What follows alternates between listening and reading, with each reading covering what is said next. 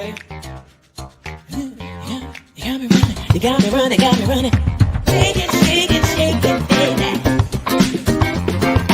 Raise your hands up. Raise them up.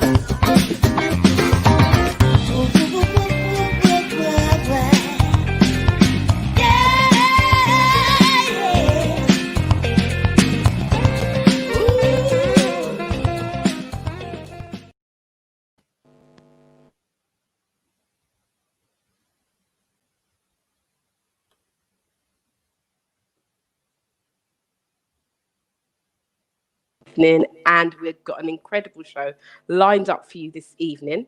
We are going to be asking the question. Oh, we're going to be asking the question: should you date an ex? Now, let me give you the caveat in that. Okay, so this is an adult relationship show, and most of our panel started off as being singles, and then we had a few people in relationships and some people who are married. Now, during the weeks, we have, I get lots and lots of messages. And one of the messages that came last week was that because we are now coming out of lockdown and we are now able to have these bubbles and we are able to date now as single people, that what came to my attention was a young lady who made a comment that said her partner, her ex, and now it's an ex partner, an ex partner, right, has since been in contact with her during the lockdown and now wants to pursue another relationship. And she asked me, Yvonne Michelle, should I give this guy another chance?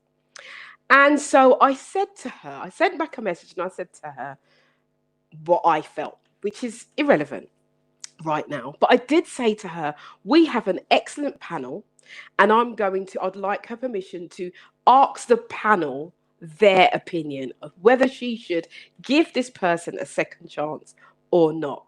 So tonight we have a great panel as always, and I'm going to introduce them and we're going to discuss this. She's going to be watching, and I think he may be even watching as well.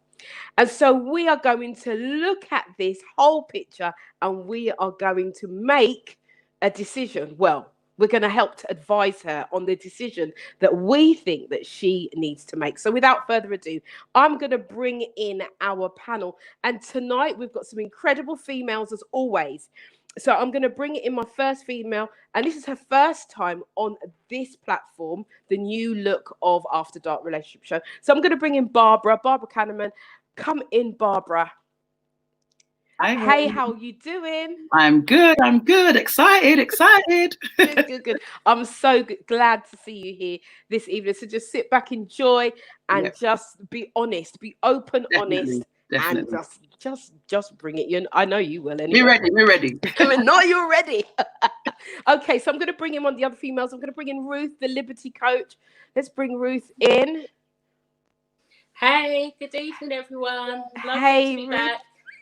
Hey, Ruth. Now, Ruth is one of our original panelists, has started with the show from the beginning. So it's really great to see you back, Ruth. Really, really great. Great to be back. Fantastic. And now I'm going to bring in Sarah. Where is our lovely Sarah? Hi, guys. Hi, Sarah. How you doing? I'm fine, thank you. Good. Now, Sarah, I know you're not shy, so I'm about to go on shy tonight. You have plenty to say. I know. Oh, okay. So good to have you. So good to have you this evening. And so let's bring in some of the men. Let's see who we've got. Let's bring in Tony, because I know Tony's here. Hi, Tony. Everyone, nice to see you all again. Nice to see you. Now, Tony, if you've been following the show for the 17 weeks that we've been here, Tony is resident on our panel. Has been here from the beginning and has been here every single week. So, hi, Tony. How you doing? Good, thank you. Good. Great to see you again. Now, is Kels in the green room? Is Kels there? Oh, we've got Theo. Hey, Theo. Hello. Good evening. How you doing? I'm well, I'm well. Can't complain. How are you? I'm wonderful. Absolutely wonderful. That's good. Okay, so I'm not sure if we have Kels, but if Kels is going to come in, I think we'll just bring him in as and when he comes back in. But I want to thank you guys for being here tonight. Now we're going to have an open and frank conversation. You've heard the caveat, you've heard where this has come from, and I want to say good evening to everybody who is on Facebook and everybody that is on YouTube, whether you are on MediaNet Live TV or you are on Yvonne Michelle TV. I want to welcome you all tonight. And I also want to say this to you. Before we even start, I want you to get on your social media and share this. Get out there, share it to your networks and tell them to get on board, get a cup of coffee, get a piece of cake, sit back and relax. We're talking relationships tonight. We are talking relationships tonight. So, guys, listen, here's one I prepared earlier. There you go. Right. Cheers, guys. Cheers. Right. So here we go. So I don't know if you heard what I was talking about. I had a message from a young lady who was asking for some advice. And I thought, oh, this could be a juicy show. So I asked her permission and I said, okay, can I give this out to the panel and we'll talk about it? And she's agreed, and she will even be watching, I believe, tonight, and the gentleman may be watching as well tonight. So the advice that we're going to give is going to be key and crucial to how they move on in their relationship, if they move on at all. So here's what the young lady said. The young lady said, we are now coming out of lockdown. And this person who's approached her is an ex. So it's not the last ex, is the ex before the one, right? So she said he's been talking to her throughout the lockdown period, and he would like to rekindle the flame. So she asked my opinion, what would I do? But I haven't given her an answer of what I would do. I simply asked her, could I throw this out to the panel? Can we discuss this, male and female? And let's see what we come up with, because I know how I feel about it. I do.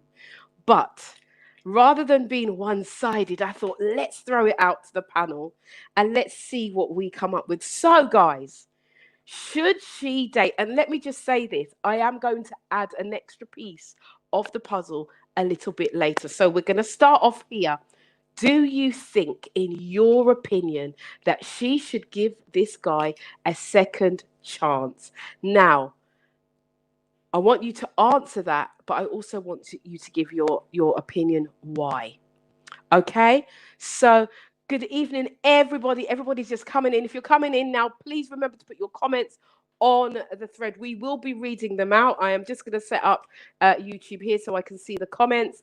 And guys in the panel, please pay attention to Facebook and those of you who want to go onto YouTube so that you can answer any questions in the thread that we may come across. Okay, so I'm just going to start it off. Shell Williams says, X is an X next. Okay, so let's go. Barbara, I'm going to bring you in. I'm going to bring you in, my darling. So what's your opinion on this? Okay, so Shell's right in what she's and how she's starting it, to be fair, because the key word there is an X. So for me, you have to look at why is that person an X to begin with before thinking about anything else. They're an X for a reason. Personally, I haven't been back to an X, and I you know that they say never, but personally, I feel if the person has become an X, they've become an X for a reason, and unless there's something drastic that has changed to make the factors that they became an X in the first place, then they would remain that way for me. But like I say, it's why did they become an X in the first place? Okay. To be able to even consider taking them back. Okay, so in your opinion, you wouldn't personally... I wouldn't personally, no. No, okay. I wouldn't go back there. Okay, that's fair enough. Once bitten, twice shy. Yes, yes. Okay. So Faye is saying it depends on whether the things that cause the breakup. Can we just go back to Faye's comment on there for me? On that comment thread, there was a comment from Faye. Even though Fiona Emma is saying X is an X for a reason. Thank you very much. It depends on whether the things that cause the breakup have been resolved or improved. Okay, this is what Faye's saying. So thank you for that comment, Faye. Thank you so much. Okay, so I'm going to drop down and go to a mail just to see which one of you want to come in, because both of you are like, yeah, Tony, come on in. Let's see what the men are saying. Hi guys. Okay, so I'm gonna revert back to my old analogy of the older you get, the wiser you get. And as a result, what happens as you get older is you get the opportunity to relook at things from a hindsight perspective. And sometimes hindsight is a wonderful thing. So you look at a relationship that terminated 30 years ago and you go, you know what? I had a good thing there and I shouldn't have let it go. If I had the opportunity and I knew what I knew today, I maybe wouldn't have made that choice. I would have done things differently. So I think it really depends on where you are in your life and what's going on in your life. I think when you know, with the experience, with age and maturity comes the opportunity to look at things and say, well, okay, if an opportunity rears its head again, am I in the right place to take on that opportunity without it causing detrimental damage to myself and the other person perhaps? Or am I in a position to do something different, which I should have done the first time round, and make things better? So I would definitely not say an ex should never be revisited. I would say it's a case of looking at yourself in terms of where you are in your life, and are you mature enough to take on board that opportunity again and do something differently, which will end up with a better result than it did the first time round. Okay. Thank you, Tony. All right. Okay. I'm not going to say anything to that. I'm going to bring in Ruth. Ruth, what do you think? Well, unfortunately for me, I didn't hear a word of what Tony said. I don't know why, but I couldn't hear it coming through. But in respect to this young lady, ultimately the decision is hers, what she wants to do going forward. But the lockdown period was for a number of weeks. So by the sounds of it, they've been communicated over these number of weeks, where something at this point could have been rekindled. They just now at the point where they can take action on it. Should you go back to an ex?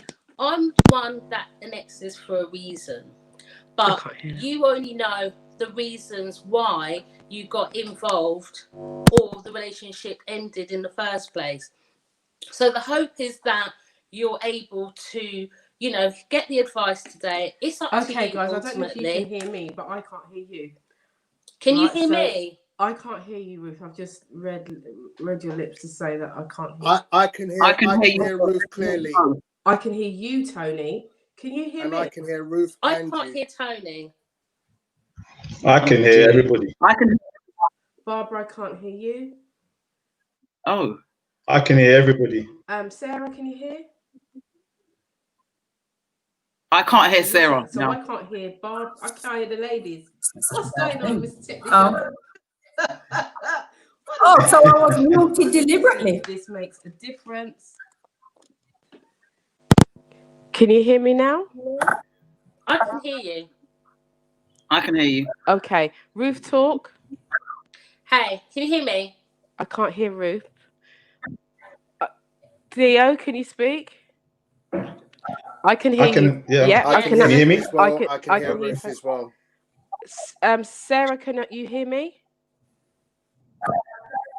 I can't hear. I can hear everyone. Barbara, can you speak? I'm quite versed with StreamYard. I've used it quite a bit, and I would say, Ruth, you probably need to log out and log back in again quickly, and you'll probably hear everyone again. That's what I generally tend to find works. If you just log out Ruth quickly and come back in. I don't think Ruth can hear you. Ruth, can you I can't can hear you log Tony. out and log back in for us, please? Yeah. Same with Barbara. Can you hear me? Can you hear me, Yvonne? No, I can't hear you. If you log out as well, come back in. Sarah, can you hear me? Barbara, if you didn't hear that, Yvonne just said Loud and clear. back out No, I heard. quickly I heard. and log back. I heard. Okay. Right, and Sarah, do the same. Everybody All hear? right, just a few guys. Yep, I can hear Those of you who listen, just a few technical hitches. As we know, this is a live show. This is a live show. So, you know, if here we go. Yep, we're coming back. Sarah, can you hear me? I still Yep, I can't can hear hear you. you. Oh. Not such a Delroy bad thing. Tulloch says 1 for yes, 2 for no. Yeah. Yes. Yes. 2 and 1. So you can How's hear some that? people, but you can't. Right, I can hear Ruth. Ruth, can you Can you talk? hear me? I can hear you, Yvonne. Yes, I can hear you. So Sarah, if you come out completely and come back in, that might All work. right. All right. Ruth, can you hear me now? Yes, I can. Can you hear me, There we Ruth? go. We've worked it. I can hear Thea. I missed everything you said. So just very briefly, I said it can work if you're mature enough. Okay. All right, Ruth, while the others are coming in, just give us your opinion. Yeah, I was just basically saying that it's up for the young person what they want. By the sounds of it, it's like they've already rekindled. It's whether they're going to take action or not. If whatever broke up the relationship has already been repaired in the times that you've been talking over these amount of weeks, and you can actually see something going forward, then go for it. Make the decisions between the two of you as to what you want. I personally I'm just not on that way of if it's over, it's over. There was some clear reasons, and I'm probably a different person in going back, especially if people are in the same situation where I left them. But you know your own growth, he knows his own growth, and you know if you can continue your lives together. Those are my few words of advice. But for me now. Okay, so thank you for that, Ruth. I just want to go to Fiona Emma says, it's a red flag, but we always ignore it. Hope they have, and hope that they have changed. That's what. So, I'm not going to say anything. Theo, I'm going to bring you in. I'm going to bring you in. It's a bit of both. As Tony said, it's about maturity. And also what I think it was Yvonne said, not Yvonne, Barbara. She said about, it depends on what the reasons were. But as Ruth was alluding to, they've been speaking for a while throughout lockdown. So obviously whatever they separated about, they most really resolved it. So, you know what? Why not try it? Try it. If it doesn't work out, you can always become an ex again. Well, right. Barbara Caraman is saying she's back. And can I just, on the back of what Theo says, it's a little saying, it's better to have tried and failed than to have failed to have tried. I think, Tony, you're after the golden mic again this week. Do you want to? You're after that. Listen, the golden mic is up for grabs. Boy's got tonight. skills. Right? Okay. Can you hear me now? Yes, Yeah. I can hear you. Fantastic. So we're just Brilliant. waiting for Sarah to come back. So Theo is give it a try. Okay, and we're going to wait for Sarah to come back. Right. So let me just broaden out the conversation a little bit more, because there has been some conversation during the lockdown. I don't think, from what I got from the message, it was a great deal of conversation. I think the conversation started in the latter part of lockdown. It's like, hey, how you doing? What you doing? What you're up to? La la la la la. And so they've had conversations as such. But and you know, he's saying, you know, he's ready for a little something. He may not have behaved in the appropriate way before, and now, you know, he is looking to reconnect. Her issues, her what's holding her back is is this just a thing because lockdown has ended and he is looking to lay his head on her pillows of love? Or is this something that is real? Now, we do have, while we wait for Sarah to come back, we do have 2 males in the panel tonight. And I really want you guys to be open, really, really open and honest about this, because we know life, right? We know life, and we know how women stay and we know how men stay. We know, right? We're done know. Right. So let's look at this openly. Let's unravel this thing. Sarah, I want you to come in and give me your opinion, my darling. Do you really want me to? Yes. Okay. My opinion is that it really does depend on the variables, right? One thing I would say is that for some people, in some situations, it might be perfect and everything's cool. I do think it just depends on why the breakup took place and why you're actually trying to rekindle whatever's gone. What I was going to say is that I have a cat. And when I decided to buy my cat, I spoke to someone who already had a cat. I didn't speak to someone who had a dog.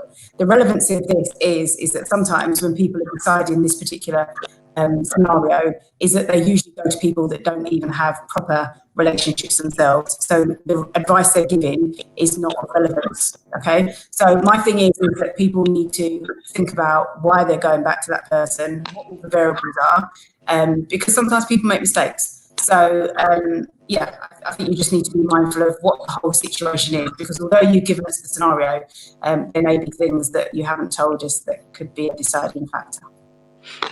Thank you for that. That's a very, very mature way of answering that. I like that. Faye Summers should not make it too easy and test his commitments to the getting back. Yes, I agree. I agree with that, Faye.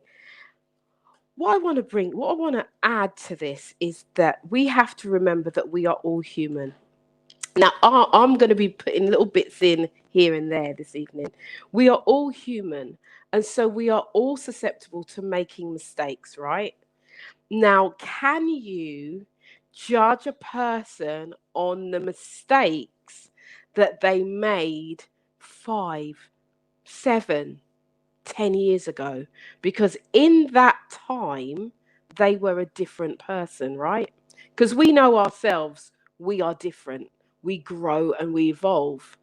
So bearing that in mind, that it is an XX. So we are looking at somebody that has been away from her for maybe 5 years plus. Right? Like I said, I am going to add some more in to the mix of what she said, but I just really want to get your feelings on, is this a good idea? Now, males, from your own personal point of view, I want you to answer this question. Have you ever been back with an ex and it worked successfully? No. I have, however, been back with an ex. Okay. And what I wanted to add to what you've just said and what I think was just discussed is that what we've been talking about over the last 17 weeks in relation to relationships is how important communication is. Because I think it's one of those situations where you need to identify very quickly between yourselves, what is your objective? And alluding to what you said, Yvonne, about, is it just you're looking for somewhere to lay your head? Or are you looking for something further? Because I'm sure there are a lot of guys right now, having been in isolation for 4 or 5 months, are definitely in need of somewhere to lay their head. Yeah? So women have to be aware of that. But at the same time, there are a lot of women who have not seen a man between the sheets for a lot of months and would be overjoyed to have some companionship in between those sheets. So the overlying thing here is you must communicate. What are my intentions? What am I looking for? Where am I in my life? What is the end goal? Am I looking for marriage again? If I've been married before, am I looking for just someone to kick it with? Or am I just looking for a bed partner? Okay, this is what I like. This is what I like. I like it, Tony. Right, let's hear what Delroy Tulloch says as a man. People, oh, no, can we put that back on the screen? Thank you. People must stop fooling themselves. Too many questions going to be asked about each other's past since separation. And it's going to take some real honesty, truth, are going to have to come out of the cupboard. And if you're not comfortable with what you have heard, you are not going to be comfortable because one of you will feel inadequate. How do we feel about that comment? Okay, so again, I like what Tony is saying. The thing is, questions need to be asked, isn't it? Questions need to be asked. What do you want? But in all honesty, are you going to get an honest answer? I'm going to try that out to Theo as a man, really and truly. I know you're in a different predicament now because you're done married now, right? But I'm just going to throw it out to you. Go for it. My experience, you go back and it's all about where you both are at in life. Because as Tony was alluding to, that you could be at a different stage. You might want to settle down, and you might go back to the female. What happened to me, they wasn't ready to settle down, so it was at two different points. So we separated, not on bad terms. It was just we separated, we outgrew each other. Then you go back and you realize you're not at the same point in life because you're looking two different things. And in terms of this scenario here, they just need to talk. You actually have to get everything out because, as he said, man's been locked down for 3, 4, 5 months, however it's gonna be. He would say anything. So we're gonna go back to the predator game. We're gonna go back to that predator again. Right. He's gonna say whatever he needs to say to get back, just to get it all out. He's gonna say all the right things, do all the right, whatever he needs to do to get what he wants to get. He might be genuine, he might not be genuine, but that's for her to kind of pick through all that, because she might want a bit settled down, married. It depends also what she wants. She might want the same thing, but they need to discuss that before they even go there, because she might just want the same thing. So it might just be, okay, we jump, we do our thing and it's all over. But if they want something steady, then they're gonna have to discuss everything, get it all out on the table, and then take it from there. But I know the man, if he's thirsty and hungry, he's gonna say whatever he needs. He's gonna say whatever he needs to say to get what he wants to get. Because that's what I would do. Right. That's what I would do. Thank you for your honesty. Yeah, it's true. If I was a single bachelor man in my house for 4 or 5 months, I'm gonna say whatever the female wants me to say. Right. Tony's laughing. Right. Okay, so ladies and gentlemen, you can start to hear some truths now. You can start to hear some truths coming out. This is what we're dealing with, and it works both ways because females have been at home as well, right? And females can be just as thirsty as I'm hearing the way to talk it, just as thirsty as males, right? So we've got some people here. We've got some messages on the thread. Shell says, horniness in this lockdown will have some people thinking of their ex as their next, when in reality, they're just lonely and horny. Yeah. Thank God my ex is no longer my type, she said. Oh dear. Okay, right. So thank you for that statement. Thank you. Tisha Brady saying, love the realness. Yeah, we want more realness this evening. We want to really unpick this because, you know, we know that there are a lot of thirsty people out there, right? And I will say this because I haven't, since we did the dating app thing, which was like on week 2 of this show, I haven't been on the dating app at all. And just out of curiosity, I said, let me go see what's going on. And I couldn't, but to my surprise, there was a lot of people on there asking me, could they take me out? Just one after, it was loads. I'm like, well, if I was otherwise minded, but it's as it goes, I am not that way minded. So now I'm not going nowhere. I'm staying in my own bubble. I'm not too trusting of these people. And until I know that there is safety, I don't want nobody coming near me. No, thank you very much. So I know that people are thirsty, as you put it. So we want to help this young lady and this young man come to a decision. Now, 5 years ago, what's the time? All right, we're at 10:30. 5 years ago, they had a relationship, and she says the relationship in her eyes was really good. They were having a good relationship.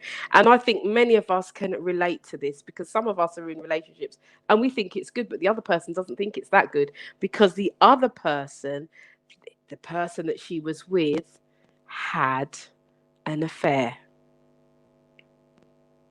with her friend. It was her good friend. It was her best friend. So, and the relationship didn't work with the friend. It didn't work. And now he has had time to think in the pandemic, and he's been sitting with his Hannah and her 5 friends. They've been sitting together and they've been getting acquainted. And now he's like saying, I've been thinking about you. I'm just leaving it there. There is the scenario. This man, oh no, horny next. That's what fake Thomas Green says. So here, no, don't do it. This is all these comments, Tisha. I think she's right. That's a man that man there is horny. Right. This is Do you know what? Yeah. Can I add? Yes. You did say in the scenario synopsis that the young person was wondering whether it was something or something real. Yeah.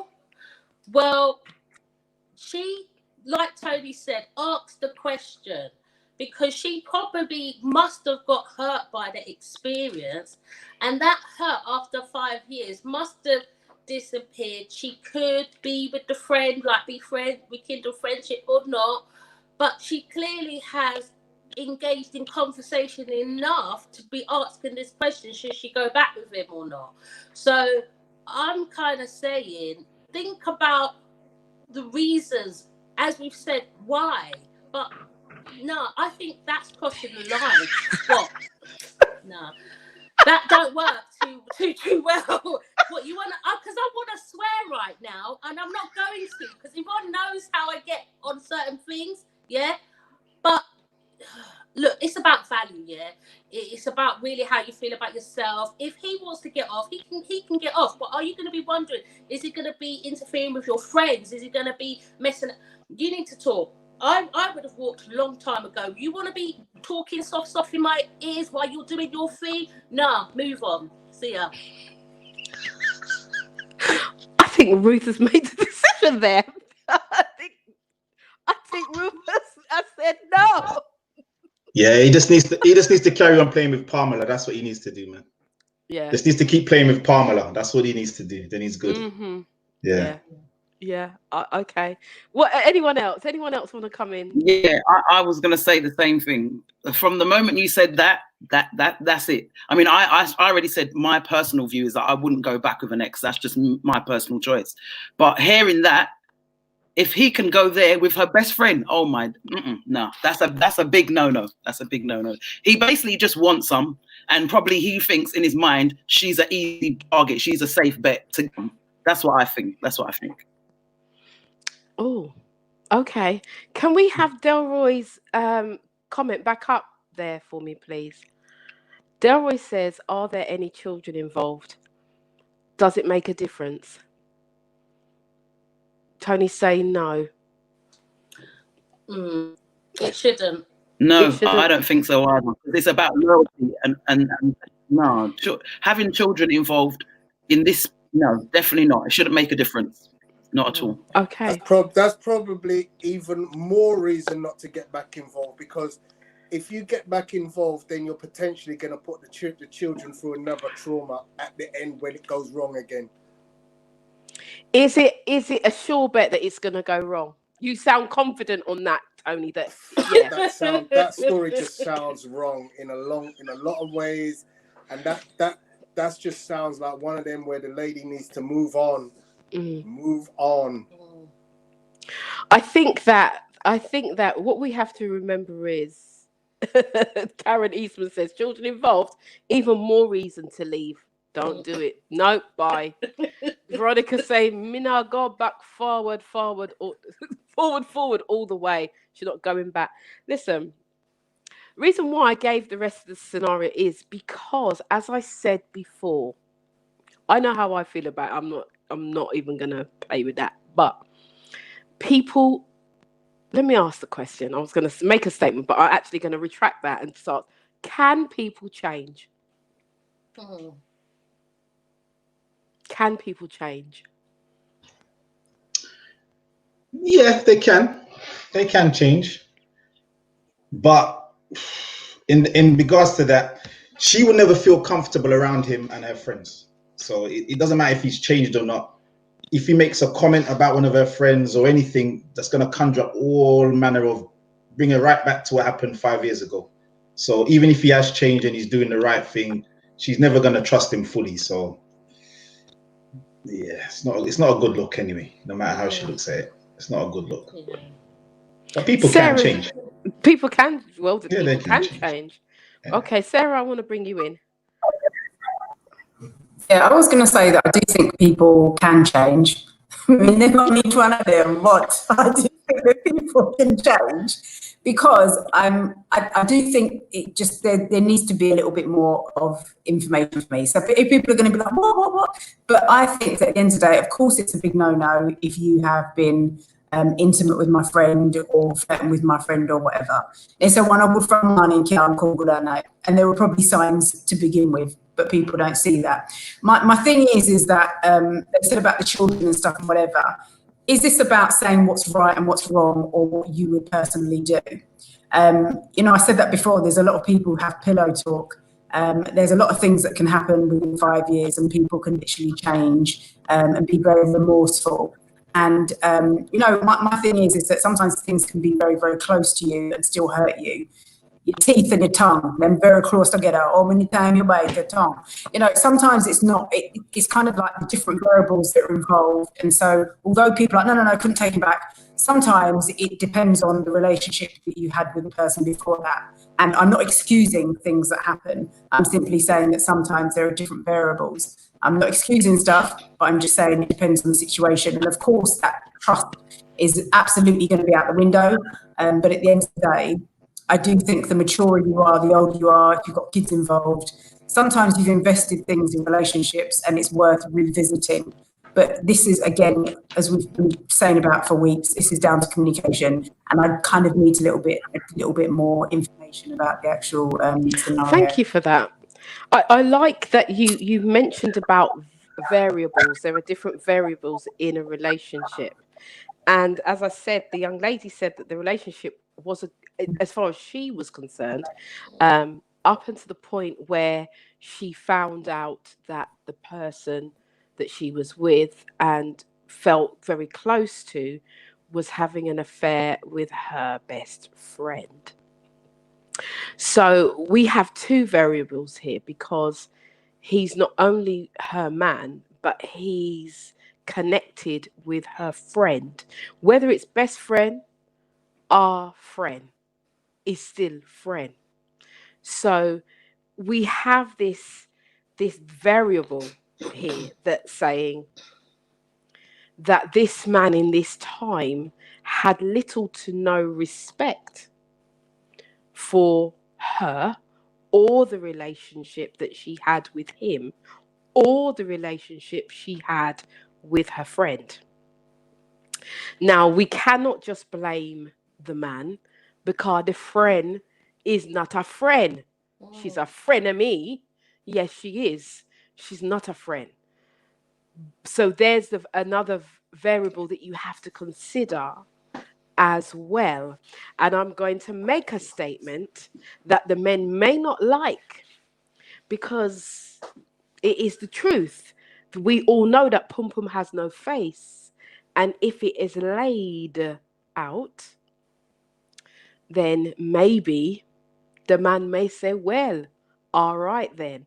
So we have to open up this conversation, because it's not just him. There's the friend, and then there's the young lady herself. So it's a bigger picture. Tony, you look confused when I say Pum Pum na no fierce, which means that a lot of men are not, a lot of men, not all men, will go with a woman for the sake of going with her and not have any good intention for that to be anything other than a slam, as they used to say back in the day, right? So I'm just using some lyrics that they used to use back in the day, because I'm kind of old school, and that's what we used to call it back in the day. So it was just a one-off thing. So, you know, we have to kind of look at this thing here, because this young lady is in a state of confusion, because she's thinking about the man and she's thinking about the friend. The friend is no longer a part of the picture, right? She's no longer part of the picture, but the man is. And it's been how much weeks? 16, 17 weeks of lockdown. Loneliness is very, very relevant right now. Many things are happening. We got shows galore to go through. Many things are happening to people because of loneliness. That's a subject all by itself. So this young lady now finds herself in a position where we're coming out of lockdown. This man has presented himself, and maybe somebody else hasn't. Maybe this is the only man that's presented himself. And maybe she's lonely. And maybe, you know, her skin is itching her, or, you know, she's thirsty, as you put it. So we have to remember all of these variables, how she feels, what he's saying. As Theo said, he could be saying all of these lovely things to her to make her feel that in her loneliness that she's got something to offer. So we have to, when we're thinking about how we're advising her, we've got to look at the 360. We've got to look at the whole package, because, you know, otherwise she may just end up going down that route and ending up in heartache. So this is a very serious subject, because somebody's life is here in the hand, right?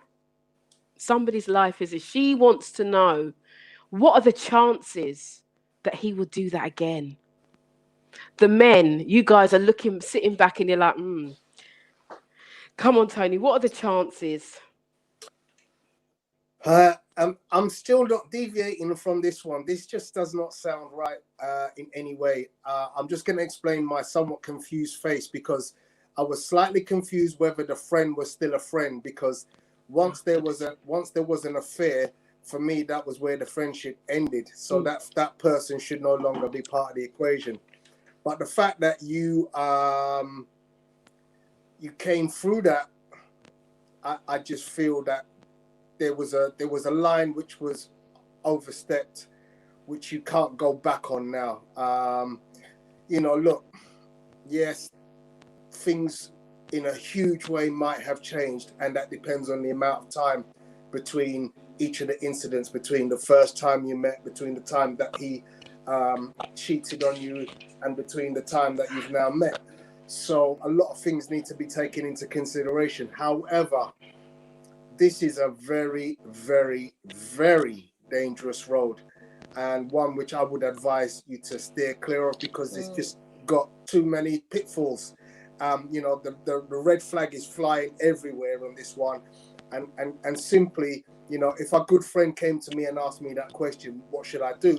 I'm gonna say, listen, you might think that there's something there. There might be a resparking of a flame.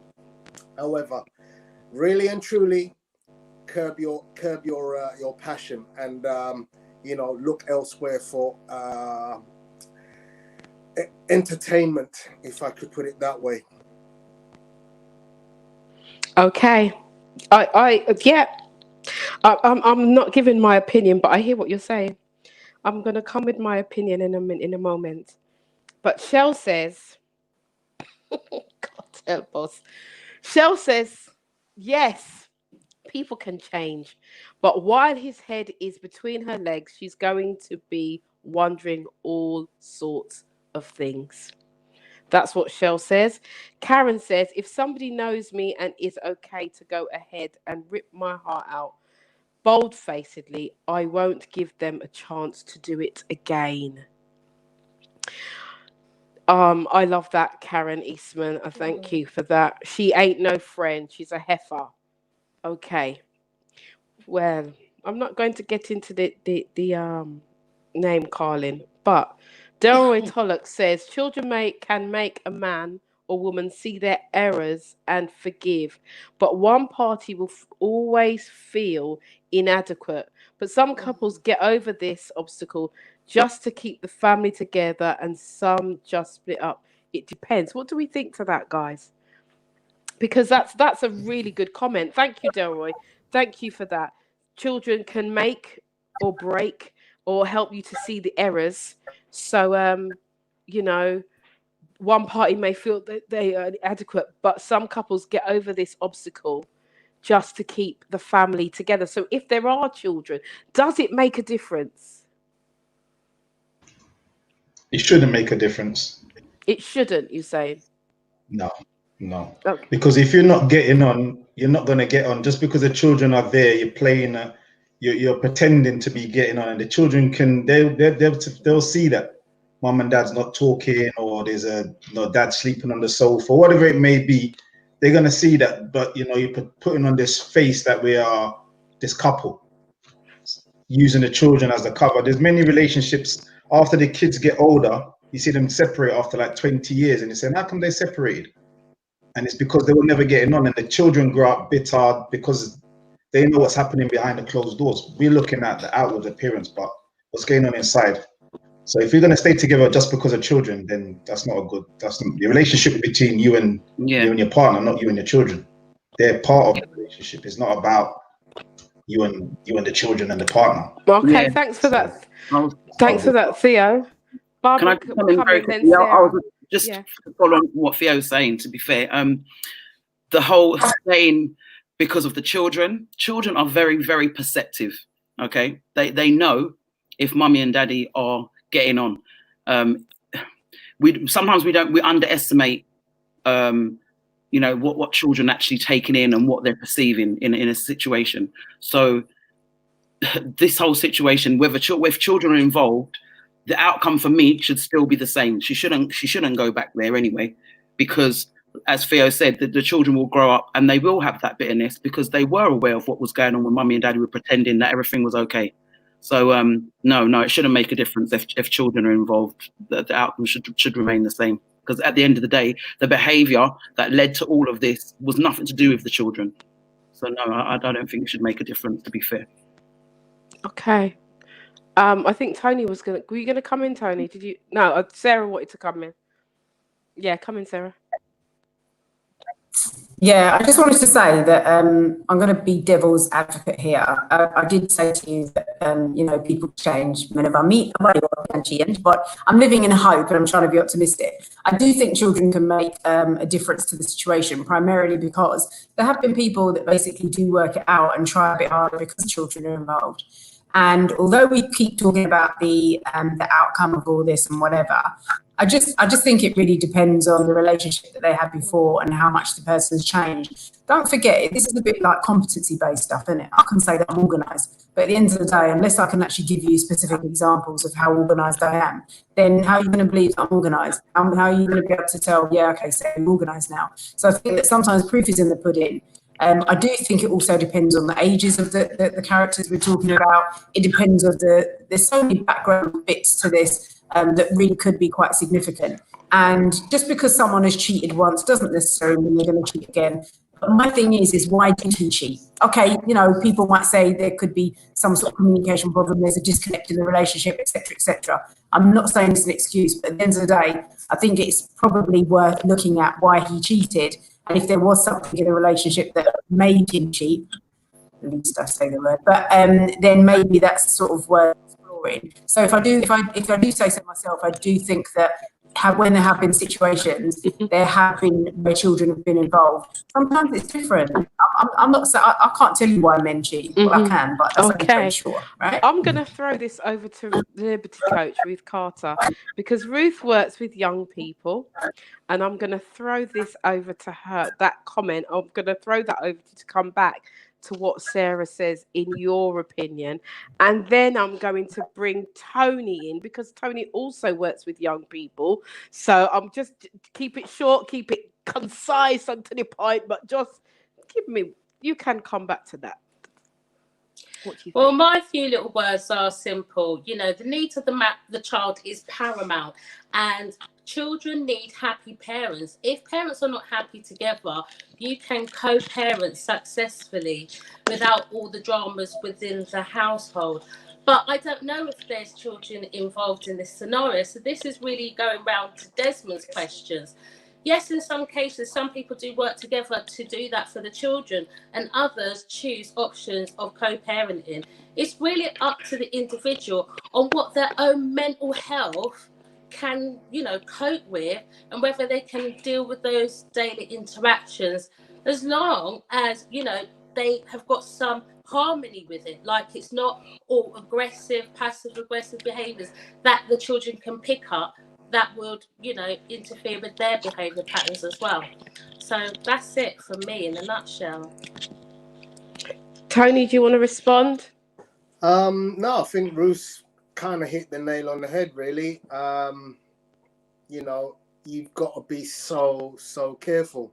You know, it's been mentioned before about the impact that, you know, relationships can have on children.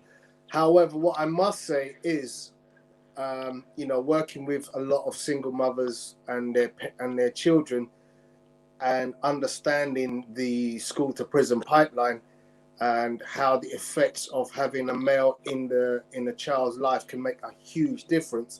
I think that would be the first and most important step in reacquainting with an ex. Is if the ex is the father of the children, can you establish a relationship without sex, without the two of you being close, where you can at least service the children in partnership as a co-parenting relationship, where you show them no anger, no animosity, you show them pure love, and you can you know, coexist. If you can do that bit alone, that's the first element that you need to have addressed, you know. And maybe once you've got that going down the road, you know, we're doing this co-parenting thing very well, we're getting on very well, you know, we can go to the cinema with the kids together. That might be an occasion when you're like, you know what, this guy has really changed. But that is the first element, and that is sometimes going to expose more than you thought it was going to expose. Because if you can't get on that wavelength, it's probably better that the man does his co-parenting on one side and the woman does her co-parenting on another side, and you just do it independently. Okay, thank you for that, Tony. I totally agree with both you and Ruth. Let me give you a little bit more to the story. Keep looking over because I feel like someone's coming in the room. There are no children. There are no children. However, there are children. The children are her children. They are not his children. And he was a part of their life for some time. And so he was the role model in her children's life. And she has a son who needs a male role model. So as you can hear, the situation is developing, and all of this is in the story. All of this is the story, but I kept this back because I wanted to get your first initial views on this situation without just blurting it out and just saying, this is a scenario. So this young man that she has been seeing is not the father of her children, but he has had an impact in her children's life. The relationship ended 5 years ago. Her children are of an age, and one of the children is a boy, is a male, and needs a male role model, which is why, and she has said, is one of the reasons why she has reached out now, because she feels that her children need that role model. So if we can kind of gather all the information and start looking at the whole situation, because it's very, very easy to just say, no, it done, no, ever. But we have to look at the whole situation. And right about now, I'm in a position of playing devil's advocate. I'm not giving you my opinion, because my opinion is very direct, straight to like down the line. That's it, you know. But it's not about my opinion. It's about gathering the information and listening to what everybody is saying. So Karen Eastman says, in some situations, children can make the couple work on their relationship and to not just give up.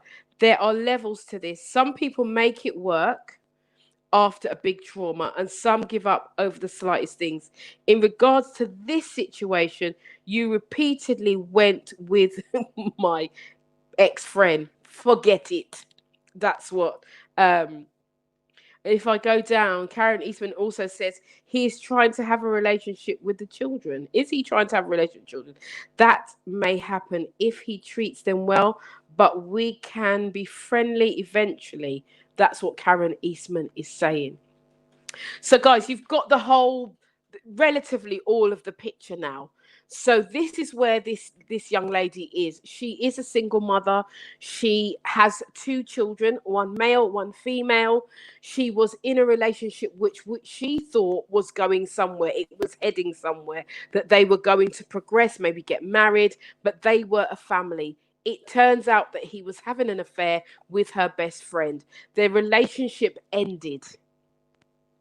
And her question is, should I take my ex back? That you've got the scenario. So I want you to just be free now and open up and think about, is this a good investment? Because this is how I look at everything. Is it a good investment? Is my return a sure thing? Or am I about to lose everything? Fiona Emma says, no, he is abusive. He cheated. He is dishonest. He cannot be trusted with the children. Bad role model. Right. Okay. I don't think you said any of that. I don't believe you said any of that. I don't think you said he was a bad role model. I don't think you said he was abusive. No. I didn't say that. So, that's from, no, I've just read out a comment. What that person just wrote is actually, in fact, not factual. Right. So he's not abusive. Not that we know of. We don't know any of that. We don't. We do know he's dishonest, but we don't know that he was abusive, and we don't know whether he's a good role model. However, on that point, I would like to say that is he using the children to psychologically affect what the mother is thinking? Is his position with the children making her become soft to his advances, because she sees, oh, here's a potential father for my son and daughter, and therefore I should take advantage of this opportunity? Tony, you're really going for this tonight. Yeah. You're really going for this tonight. Yes, you are. Okay. Can I come in? Oh, go on. No, it's just a quick, because you mentioned in your scenario that she reached out, right? So is it that she's reaching out for, like, she knows him, she knew him, he was good? Is she looking for a mentor for her son and felt that they had such a good relationship? Because you said she reached out to him, which turns it a little bit, because it's not that he's looking to, she reached out to him. No, he reached out to her. But I'm sure you said she reached out to him in regards to her son. What she said is that she needs a role model for her son because her son's behaviour. And then you said she reached out to him. So if they're talking, or she even in a conversation had like talked about the son and how his behaviour was, and they did have a good relationship and stuff. And you said he's of age. So is he over 18? No. He's not. He's not over 18. He's not. All right then. Well, then she has to make the decisions for that young person who interacts with him. If she thinks he's the right person, and has the quality she feels that would help her son. And then the question is, where is the dad's son or the paternal side of the family, paternal uncles, paternal cousins, if he needs that kind of male kind of guidance? Because is this about her in a relationship, them being a family, or the son needing help, or all of it together or separate? From what I ascertain from what we've conversed in, it is the whole package. So the person is interested in her, has known her children, her son has had some issues. She's thinking that this person could be a good role model for him. They got on back then. He hasn't had a relationship with the children in the 5 years. So they could reject him then, possibly. They could have said, "You've done my mum wrong. Get that out of here." If they're older, like teenagers, Teenagers. Their feelings could be anywhere, or they might not even care. They might not even give a toss. "Oh, mum, you go and do what you're doing," because I don't know, but sounds some vulnerabilities here to me. There sounds some level of vulnerability in respect of her, whether it's loneliness or whatever, and this family that you're trying to create. I would want the best, especially if it's my children, and a role model, a proper one, the sturdy one, the caring one, not something, but it actually is real, because they say it's real. They say that they love you, they want to be a family. These are the words that they're saying, not "I want a something," because he just wants you to ride him, possibly for however long he's gonna enjoy it for. And where do the children come into that? Where is the mentoring for the children for that? I don't know. I can see why she's confused, because I'm sitting here a bit bewildered, because I would have just been no. Okay. I do believe, I'm hoping that she is listening, and she may listen on the replay. So I'm hoping that this conversation opening up will give her more to think about, in terms of, because sometimes when you're in the situation, you can become very blinkered. You can think of, you just see it as a one-way thing.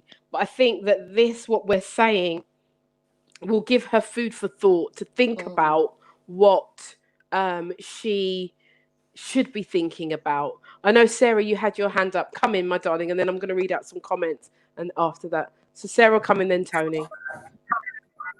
Yeah, it's funny, because as this unravels, this is really common for some people, because out of the goodness of your heart, you may invite someone into your home with that kind of sort of scenario, that you're trying to get a good role model for your children, etc., etc.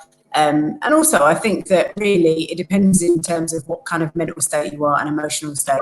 Sometimes people can, I don't want to use the word manipulation, because it's quite a strong one, but you can literally be trying to do the right thing for your children. Just because you haven't been in contact with someone for 5 years, people can spin you a yarn, as well as the fact that people can change. Men can do that. And then they do it in such a subtle way sometimes.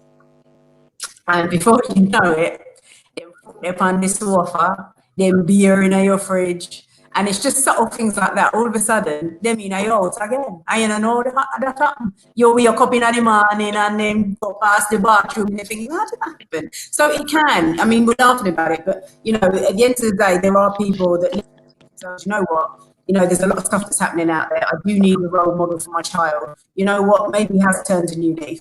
In terms of the whole friend thing, obviously, clearly, that's not a friend in any capacity whatsoever. Sorry about my background person. That's clearly not a friend. And so I think that's probably worth noting that even that is sort of bringing issues into the bigger picture.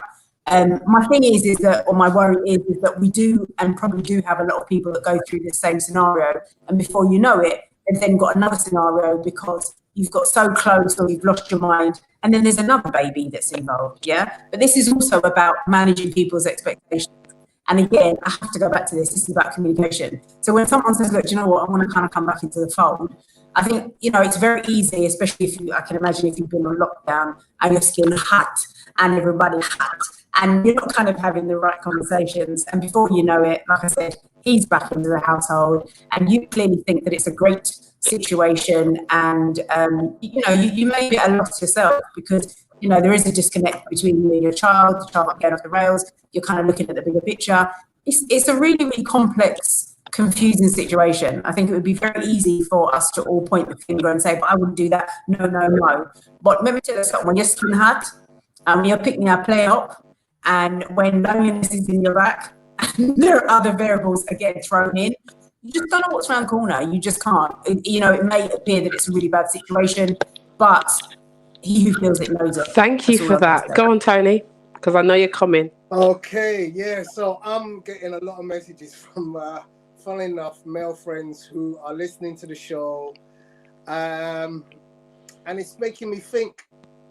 You know, I've made my point already. I don't think this is a good look for the guy. I don't think this is a road that the young lady wants to go down ultimately.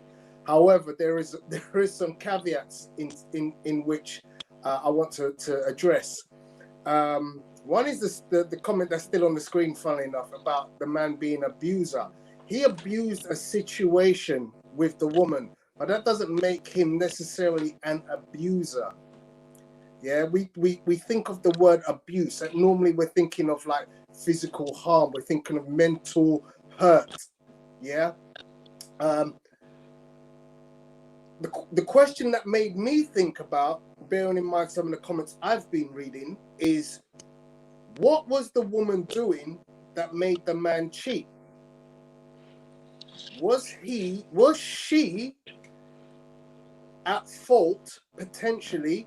And she's now looking at this and saying to herself, well, actually, it wasn't all his fault. And I know the women are going ballistic now, going, oh my God, how can it ever be her fault? But let's put it this way. And I know a lot of guys, and I'm talking from the male perspective. Yeah, you get with a woman and you think that everything's going rosy, and then all of a sudden the sex turns off. Silence. I love it. So then what happens? We're waiting for you to say more. Go. She's throwing the things at him.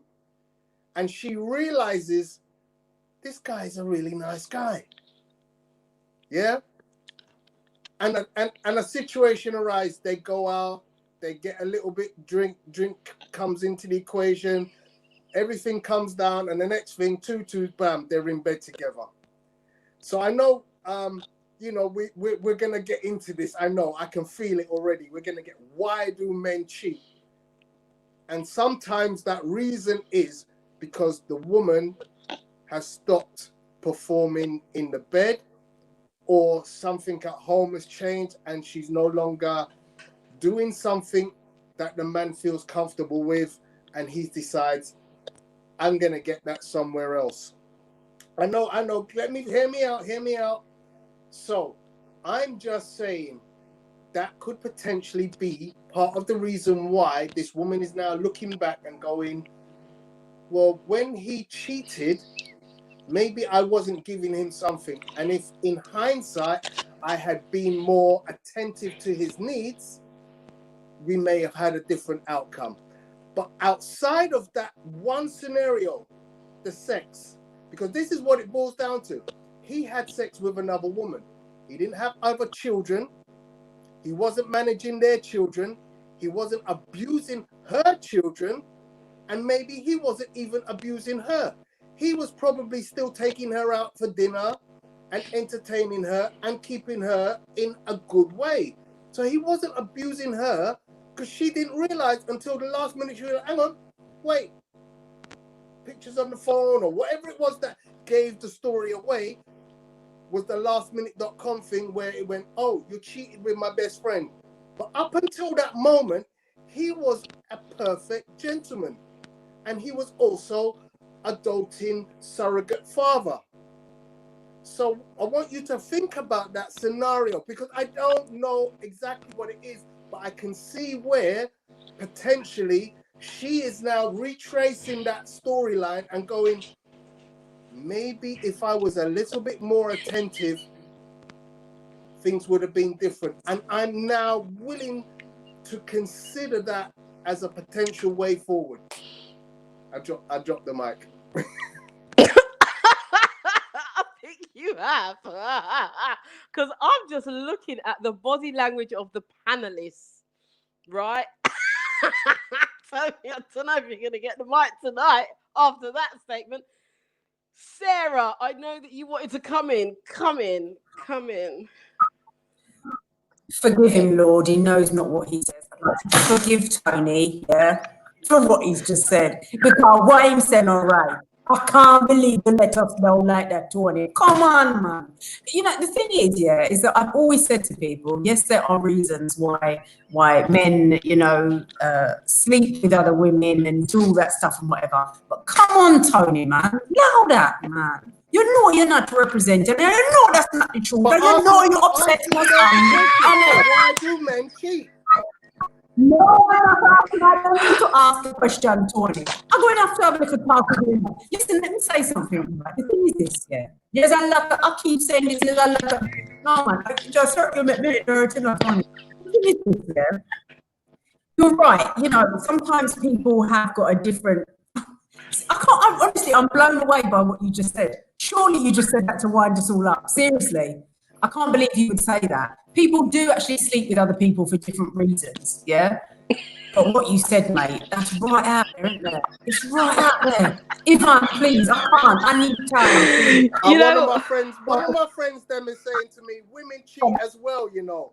So go on, tell me why do women cheat?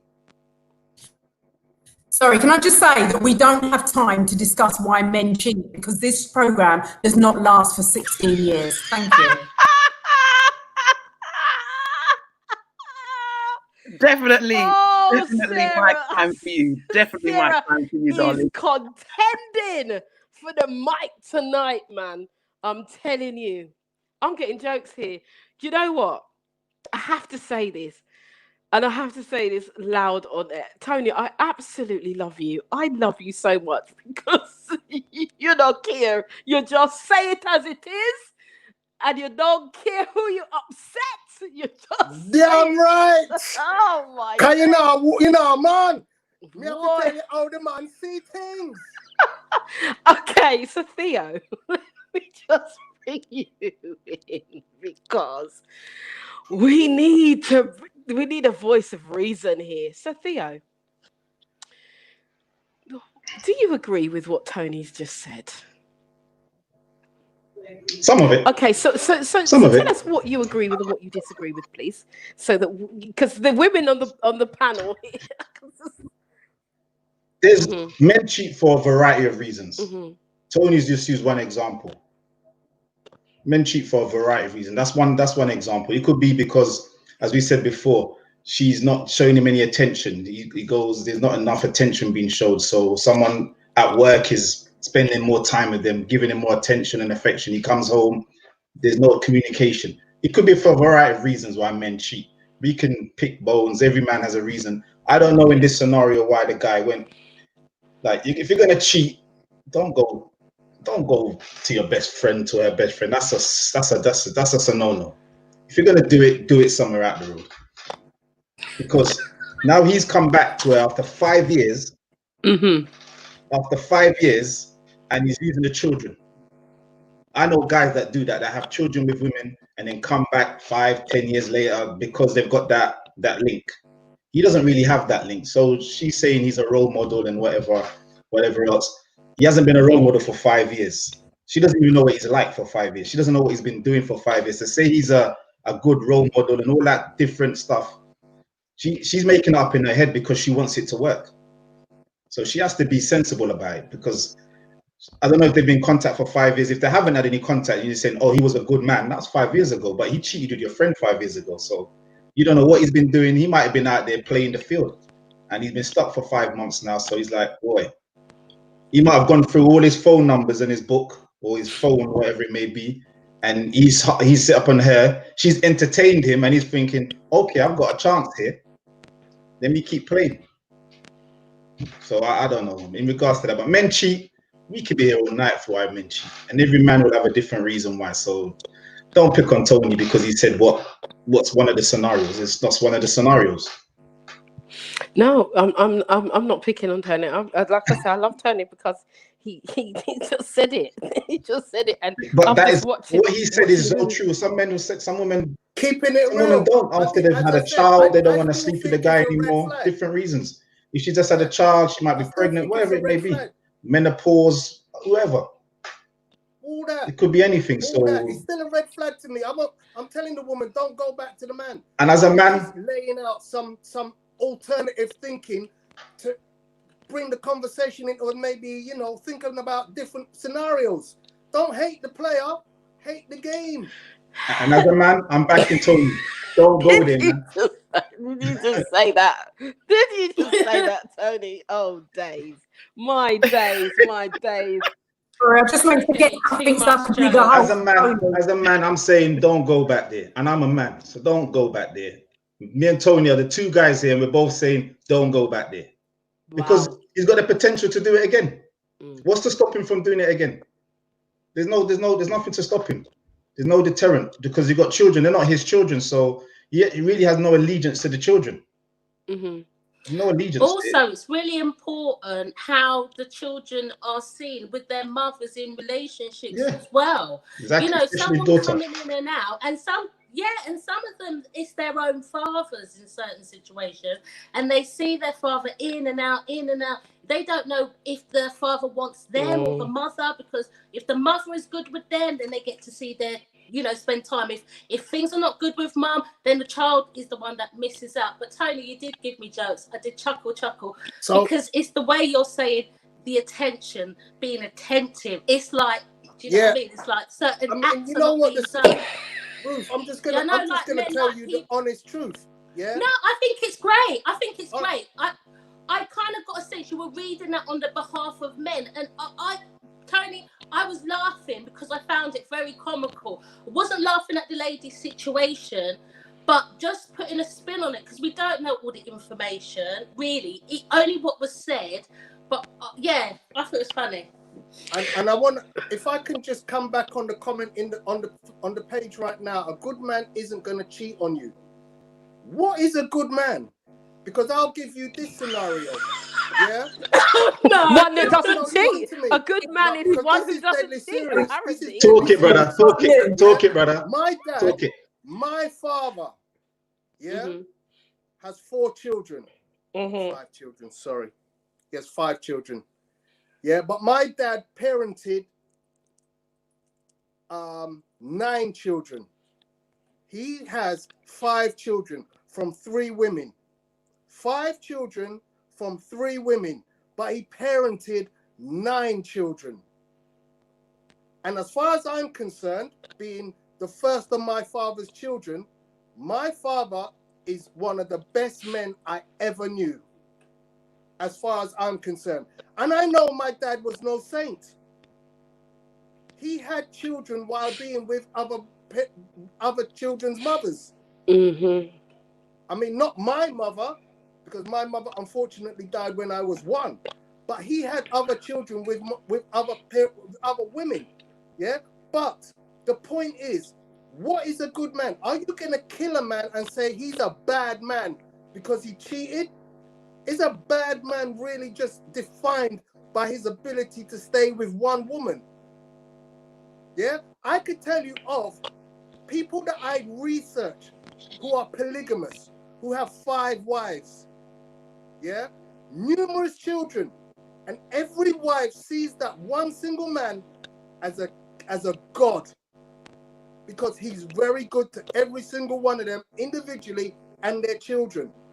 But because society deems that if you have two women with different with children from them, that's wrong.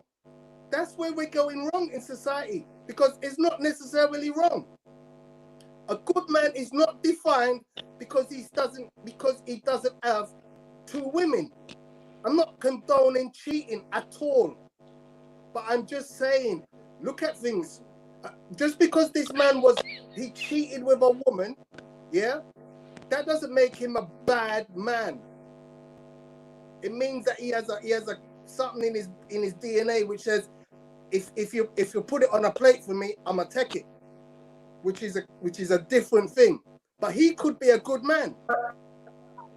Yeah, and a lot. So is that someone that you would want around your child? Bun him, and I'm not saying he. I'm still gonna say she should not go back to this man, but do not call a bad man just because he had an affair, because you don't know what that man is like. Okay. Can I just clarify? Just because I'm just looking on the comments. Yeah. So Karen made that statement, but she's just clarifying that I'm talking about in regards to a relationship with the woman. He could be a great man otherwise, just not a good man when it comes to relationships. That's what she meant. So just to clarify that, Tony, that's all. Thank you very much for that. But Tony's raised an interesting point. He has raised an interesting point. How we define men. It is very interesting what you have said. And do we define men? Shell says a good man doesn't cheat, but unfortunately, can you bring that back? But unfortunately, most black men get praised. Most black men get praised for it, I suppose that's what she's saying. So a good man doesn't cheat. A good, dishonest man. Thank you, JJ. That made me laugh. That made me chuckle. A good, dishonest man. Listen, look, we know that we are human, and I'm not by any means, on the side of him or on the side of the woman. What I do believe, though, is that we are adults and we have a choice in everything that we do. We have a choice. And if we choose to be in a relationship and we are living that life with the other person, and we are professing, giving the knowledge to, the understanding to that person that we are a couple and we are living together and it is a monogamous relationship. We are not sleeping with outside of the relationship. Then that should be something that is adhered to on both sides. If you are in a relationship like that and one of you decides to play out, now I'm not saying things don't happen, because things do, but you know what? It would be nice. It would be decent. It would be respectable for that person who is playing out to be honest and say, actually, I've had an indiscretion, and let the other person know. Now, I know in the ideal world that's not going to happen, but actually it should, because we're not just thinking about, we don't have to think about just the relationship and the children. We have to think about how we put each other at risk too. I'm just going to say, because at the end of the day, this man has had an affair with her best friend. Now, she may be best friend. You and your friend might be brethren and sistering and do things, go out together, but you don't know what's inside her body. You don't know what's in her pum-pum. You don't know who else is in her pum-pum. I'm just saying, I'm just going to keep this so real. So if you, as a man, have got your queen, right? This is the woman that you're with, you're living with, you're building an empire, you're doing stuff. And then her friend comes and you feel like, well, we can't get a little something from her friend. You put yourself at risk and you put your queen at risk. and you put the children at risk. You are putting a lot of people at risk just to have a bit of skirt. Really? Really? That's what it boils down to. So I want us to kind of like see that, you know, this, I hear what the men's saying. The men are saying outrightly, do not do it. Do not do it with the whole scenario. And I think Tony and Theo have been saying do not do it, even when they didn't know about the affair. Don't just allow it. Just let the man do what he's doing. Right? Veronica said he might bring back some STDs. Absolutely. You just don't. You can't talk for people like that, because at the end of the day, you know. But what I will say is this. Tony's opened a can of worms with this relationship, being a good man or not being a good man. And I think most of the women will say that most men who cheat are not good men because they're dishonest. Right? I think that I have to agree. Who put the comment? So he's just a person, a lying man, but he's a good man. He's a dishonest good man. Being dishonest doesn't define you as a man, but it does define your character. It does. And if you are living with somebody in this scenario, and young lady, the person who wrote the letter, you know who you are. You know, at the end of the day, you have to think about your life. You have to think about the life of your children. You have to think about where you want to go first and foremost. This man is over in there. He's in the peripheral. He actually doesn't even exist right now because he's not important. What is important is where you're going, what you want, how you want to get it, what you want for your children, how you want to progress forward. And does that man fit into that picture? Can he fit into that? I want to go to some of the comments because Joanna Scarlett's saying she's looking for an excuse to be with him, even though she knows he's not right for her or her kids. Faye saying if they can build a relationship again, which involves the children, then maybe they can start to reconnect. Shell Williams is saying, I feel like cussing. I joked this. She missed. Sorry, I didn't read all of it before I started reading it, so I'm going to read it out. Let me start again. I feel like cussing. I joked this. She missed a dick. This has nothing to do with the children. Some things just don't add up. Sheena's saying, Sarah, you're right, sister. Who feels it knows it. There's so many comments on here. So many comments in the thread of what people are saying. Delroy Tollock says best friends always help mash up good relationships because the man good, she want a piece too, because her man don't do the things her friend's man does. Oh my days. Delroy Tulloch, I think you've just dropped a bomb there. But listen, I'm just saying, guys, I hear what you're saying. And I'm leaving my opinion right to last. I'm not saying anything of what I feel about this situation. But what I will say is this. Should she? Will she be a fool? Feels like, yeah. Will she be a fool to take this man back? Shell says, unfortunately, a lot of women will risk losing the person they claim they love with someone they claim they don't want. So Tony's opened this thing, men cheat.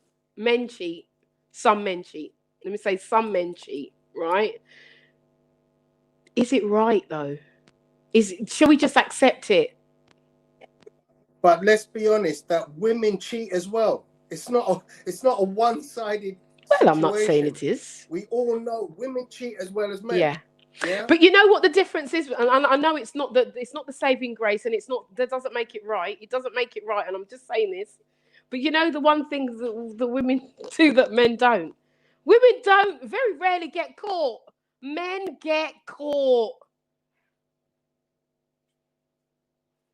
Jump in, Theo. Jump in, Theo. Go on, Theo. Tell them. Men get caught. I know a woman. I know a woman that got caught in her front room. Okay. Okay. Caught That's what doing I'm what? saying. What did she get caught doing? Okay.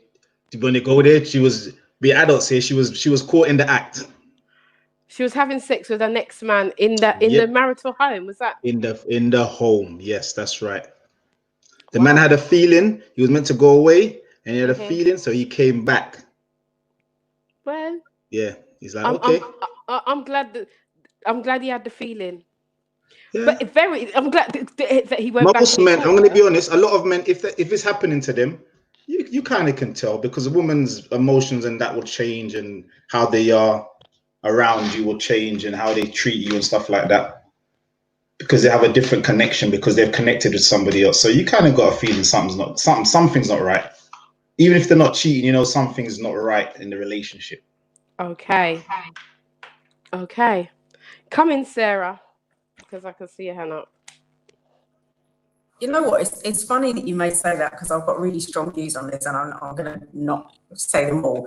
I think it's obvious that men and women can cheat. I would say that I don't believe that necessarily that people don't show signs of it, by the way. Yeah, and it's not always obvious, like finding numbers in pockets, or him not going to work the way that he usually does, or deciding that he doesn't want cheese sandwiches anymore, or something like that. It's not that simple. But I was going to say, I do believe that when people have affairs, it's because there's a cheese sandwich. I think there's a disconnect there. So basically, if you say that you're going to have a woman, and you say, this woman's great, I've got 10 on my tick list. You know, I like my tick list. She's got 10 on my tick list, but actually she only fulfills 7 aspects of that. So there's 3 still missing. If he is then attracted to someone at work or on the road or whatever, if that person is able to give him those 3 elements, because men are quite physical anyway, yeah, it means that, yeah, he will say, you know what, I'll risk it for a biscuit. Because most of the time I feel that when people have an affair, it's because they think to themselves, you know what, there's actually a chance that I can get away with it, yeah? So they'll risk it for a biscuit. So all this stuff about affairs, I do think that we're very alike, but yes, men are slightly different. But I do think that sometimes men are hungry and greedy. Sometimes there's a disconnect in the relationship, and they haven't got the guts to say, do you know what, this is not working, let's just call it a day. Sometimes the pom-pom is good over there, and sometimes the pom-pom not good over there. So there's different things, isn't it? So at the end of the day, but also, I personally, and I'm going to say this, I don't always think that men can even just have one person. I don't think they're actually built like that. I'm actually going to put it right out there now. And I think that basically there's a little bit of that in every man, to be honest with you. Some actually go for and voila, some of them go forward and do them things. Some of them just basically suppress it. But me, I'm going to tell you this. If them are going to do it, them are going to do it. You can't stop them. If they are going to do that, and you have a disconnect in your relationship, and it just happens to be someone that they think, yeah, she's all right, you know, I won't mind spending a weekend with her, they're going to do it regardless. And I think women will do that as well, because if their needs are not being met, and that person is not mature enough or actually willing to commit themselves to actually rectifying that situation, then they will go I'm just going to say very quickly in this relationship to what you just said, Sarah, that bear in mind that there is, depending upon your location, anywhere between 7 and 9 women to every man. Yeah, 7. What are we in Jamaica now? Sorry. Go ahead. Where's Tony gone? I think they cut him off. I know he's coming back. Here there you I am. go. I don't know. Yeah, he's come back. I think somebody was telling me a message. But the other you got cut off, Tony, man. The other thing that I was going to say was, don't forget, yeah, that men, we can reproduce every day. Women can only reproduce once every, how often? Are you talking about sperm, Tony? Exactly. Okay. Isn't that but you haven't. hold on a minute. Right, you're producing. Sperm is produced to do a job, but women orgasm many times as well. So it's not about orgasm can't make children. Orgasms don't make children. Eggs make children. You only have one egg. But you only have one egg. I know this is another conversation for another time, but let me just break this down very, very briefly. man, in his innate nature of being designed to be able to reproduce every day, several times a day, is innately different mentally and physically to a woman, because you can only produce an egg once every however many weeks it is. But what's that got to do with cheating? Because it's it serves to you need to go into the psychological reasons, and there's some books about this. So if you talk to a sex therapist about why men do things and why women do things, yeah, you have to understand that part of the rationale behind that is because men are producers of sperm on a minute by minute basis. I know Sarah's going like, no, that doesn't make sense, but you'd have to be thinking in a completely different mindset. Yeah, back in the day, and I always kind of bring history back into the and the knowledge. Yeah, that listen, there was a time when men had many wives. Yeah, polygamy was a normal thing. Siring, loads of children. There are kings who had hundreds of children. Yeah, and those women and those children looked at their king as a good man. But because we're now all this, oh, it's women, feminists, oh, he shouldn't do that, he should only have one woman. Yeah, mentally, we're in a different scale. So I can see there's a lot of derision to understanding this concept of how men and women can think differently, but it's there. Just genetically, it's different. Okay. It's not an excuse. I'm not trying to make it out like an excuse for every man to go out and reproduce 10 women now. I'm just saying, genetically, we're different. It just seems as though that for me, it's coming across as though it's almost a justification for men to cheat. That's what it's coming across as. Whether that's what Theo, give another example. Just help me out with this. I will help you out. Let me help. So Tony's talking about historically, it's biblical. Every king in the Bible had many wives, concubines, and all that. Yeah, Solomon had hundreds concubines. That's biblical. Sex for men is a need because of what Tony's saying about the sperm. So it's always on us to try and release it. That's what he's trying to get at. So we're always trying to so it's always on us. That's why they say men's always thinking about sex. That's what he's trying to say. Men are always thinking about sex because our body's always producing sperm. So the body's always trying to say, you got to get out. You need to get out. You need to go and do what you're designed to do. Okay, that's what he's trying to say. So that's why men will cheat and don't feel no way, whatever, because they need to get it out. It's not. I'm not saying it's right. And I get that. And that's what he's trying to say there. They need to get it out, but I don't. Yeah. I still don't see how that that can relate to what's going on in their brain when you're going to let it out. Surely, if you're in a relationship, regardless of whether you need to get it out, this is just my personal feeling on the matter. Yeah? If you need to get it out, surely just thinking about the person that you're with and the commitment that you've made to that person should stop you from wanting to just get it out anywhere, and it should just want to be got out with that person. So and that's what stops. I understand what you're saying about the whole biblical thing. Trust me, I know, as a pastor's daughter. So I know about the whole church thing and where it comes from the Bible and what they say and how they back in the day, men with the different wives and reproduce, and I get that. But I just don't get in relation to what is going through a man's brain then at that time. They know that they're committed to this person. So I don't understand. There's a conscious choice. That's what stops some men from not doing it. Okay. That's what stops some men. Yeah. Cool. That's why not every man's a cheater. Not every man. They'll get in that position. So the woman's as this friend in this scenario, she's obviously put it out there. Put it out there. Moment of weakness. I don't know how many times. I don't know how long their fear was. So she's put it out there. And at that time, when the man's in that position, he's aroused, he's excited, and he's there, and he's like, shall I? What? Some men are strong enough to say, I'm out of here. And some men are like, you know what? Let me do it. No one's gonna find out, and just keep it moving. So it's one of those ones. It's not every man's gonna be there, because I've known guys that's been there and they're like, you know what? Now let me get out. This isn't right. And then some guys will be like, yeah, let's go for it, man. I'm here now. You know what I've come for, so let's just do what we're doing.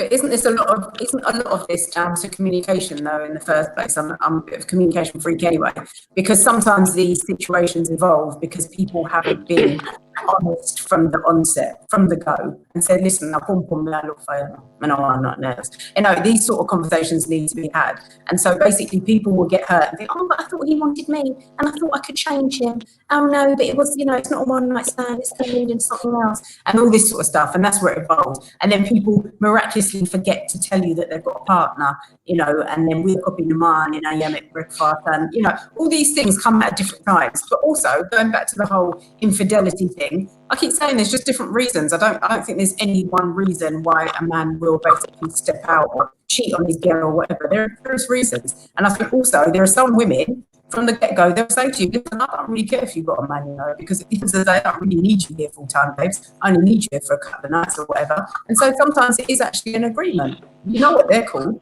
I won't repeat what they're called, but it depends what the agreement is with the women. And so just as you're talking about men, I think it's worth mentioning that there are so-called women that behave like that as well for whatever reason. Every man to their own. But my thing is this, I always say to people, if you're going to ask me a question, you be prepared for the answer. If you're going to play games, no say you might get hurt. Yeah, you have to be honest and you have to be mature about the situation, because there are some women that are cool with that. There are some men that will say, just be honest. That's all it is. Be honest. Yeah, that's right. You have to be honest. That's why I've always said, if everybody puts their cards on the tables at the start, then everybody can either you go there or you don't go there. Simple. But if you're trying to be secretive about it, then there's going to be a problem because it's going to come out in the end. So if everybody knows the situation from the get-go, they're all adults and they're consensual, do what you're doing. Programs called After Dark, you go in the bedroom, you do what you're doing. Everybody knows where they stand. If it's all secretive, cloak and dagger, let's keep it under hush-hush. I'm going to pretend I'm not this, I'm going to pretend I'm not that. There's going to be problems in the long run. So let's keep it all that open. But everybody cheats. Everybody cheats. But in this scenario, young lady, don't go back there. It's 5 years, no communication, way too long. Yeah, and I'm going to back that up again. So all you people who think I'm being a bit mad with what I'm saying, I'm still going to say, young lady, go find the next man. That's don't right. Go there. Don't go back there. That there has got too many red flags. Go on and find yourself a nice young man. Yep. Because you're in trouble. I don't usually agree with Tony. I really don't. But on this occasion, I would agree with Tony. And I was like, even when I'm saying off for doing, and it's this sort of situation, it's food for thought because it's a man's perspective. And I think that unless she's going in with it, knowing that she may get hurt, unless she's got her own agenda, because there are also some women that will, you know, they'll do all that stuff and they're merely doing that so that they can get the man back in their household so they can get him back. Just saying. So there's another issue with that. Like I said, I think as long as you go into the situation knowing that there is a possibility that it may not work, or there is a possibility that it could shake up your household, you just don't know what can happen. But yes, I suppose the sensible answer would be just don't go there. Sometimes people do the things they do because they think that it's better the devil you know. I've been in that situation, better the devil you know. But I'm not doing that anymore because it doesn't work out. So I think that from my perspective, it clearly is a no-no. Guys, I just want to say... But can I just say to Sarah, what I started the show with, it's better to have tried and failed than to have failed to have tried.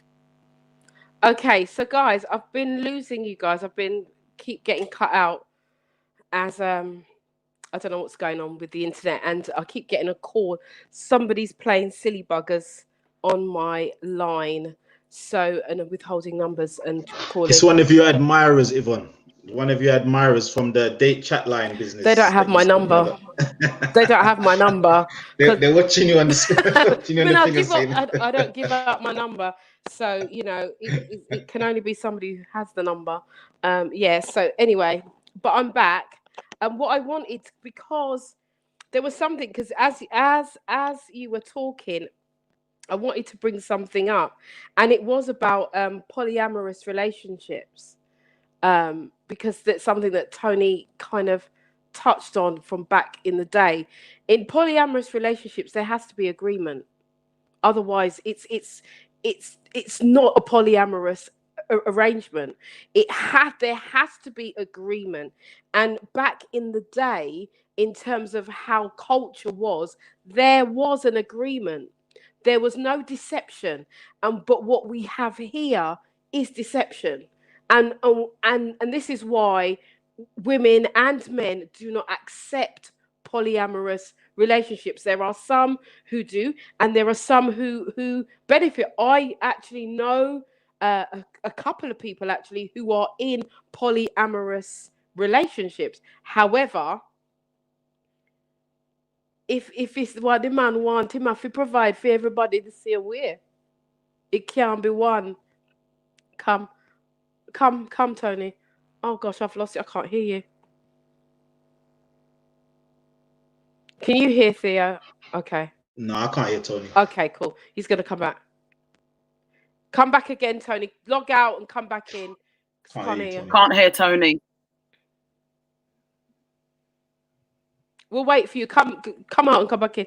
Yeah, so I just really wanted to get that about the polyamorous relationship, because there has to be agreement, otherwise it can't work. And I hear this a lot. I'm just gonna say, sorry, Theo, you're the only man in the panel today, but I hear a lot of men, black men, talking about this polyamorous thing, and you ain't got two farthings to rub together to keep the people them in the lifestyle equally.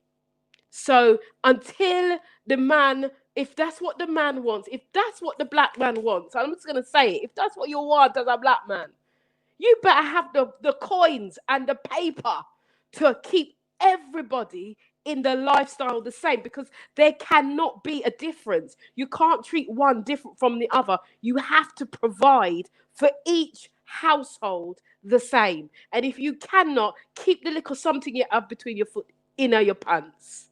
That's my thing. Tony, can we hear you?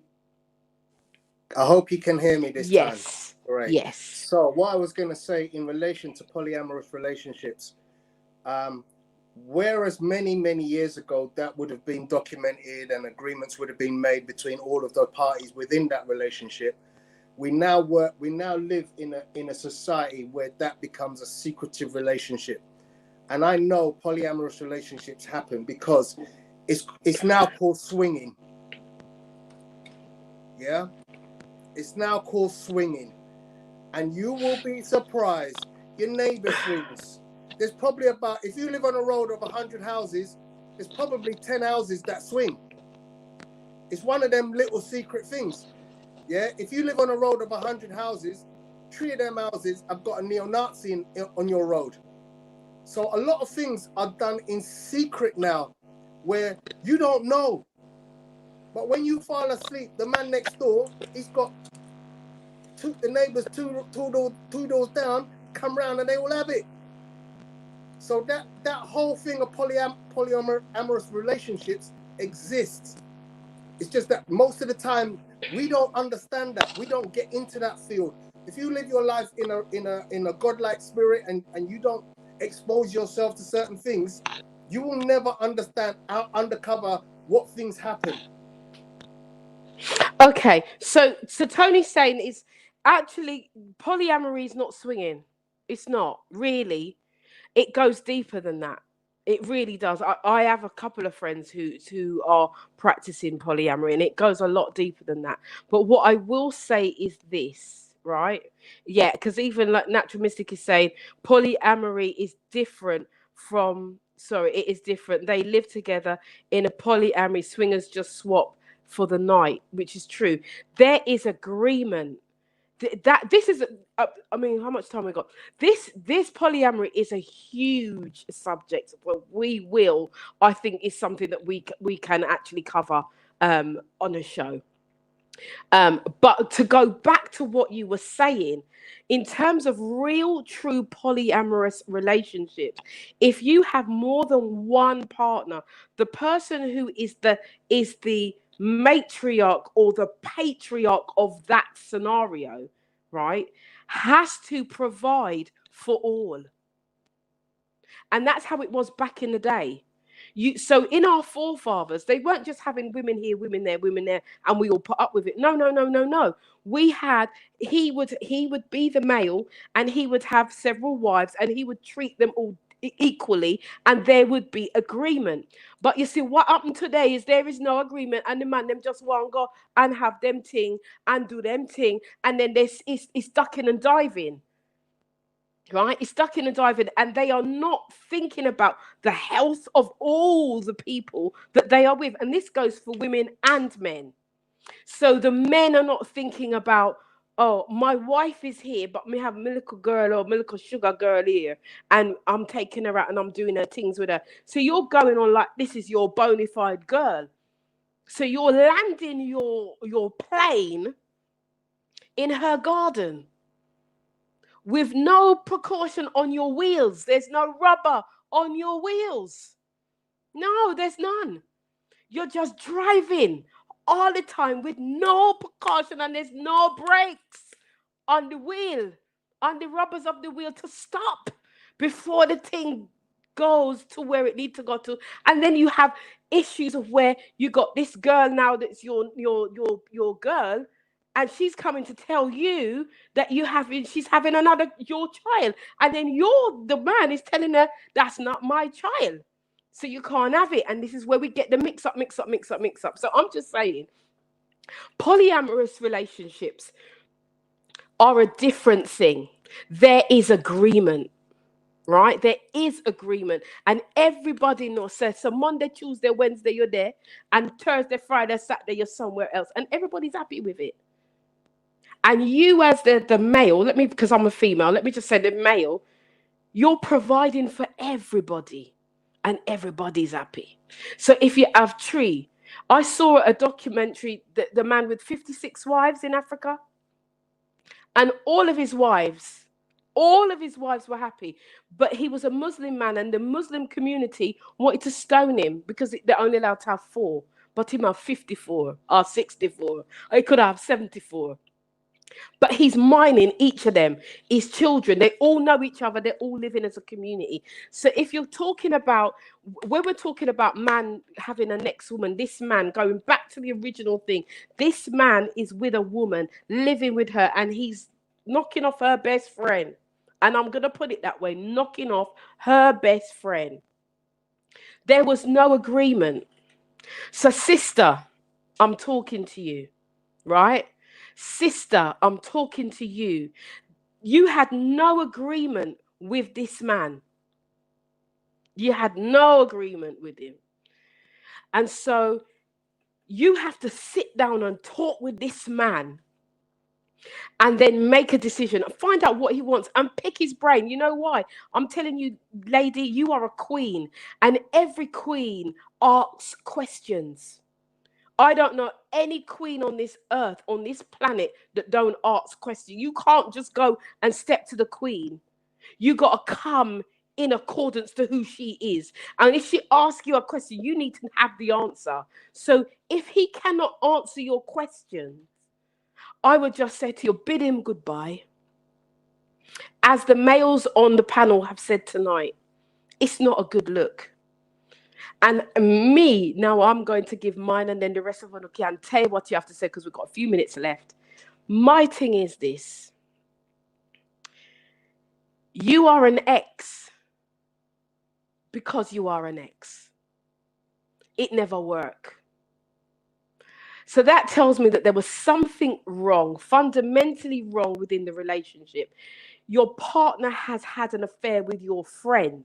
That tells me that he has no respect for you. He has no respect for your body. He has no respect for your children. He has no respect for himself.